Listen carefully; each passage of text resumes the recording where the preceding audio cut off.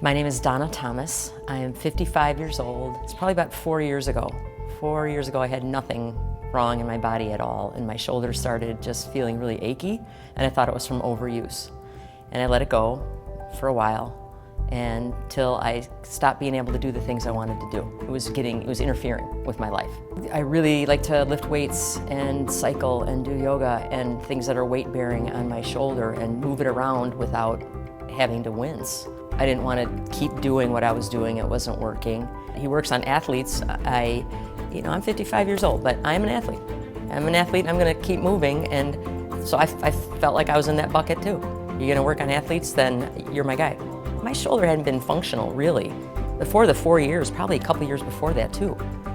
So there's a lot of stuff we're undoing now, and all of it's pain-free. All of it is.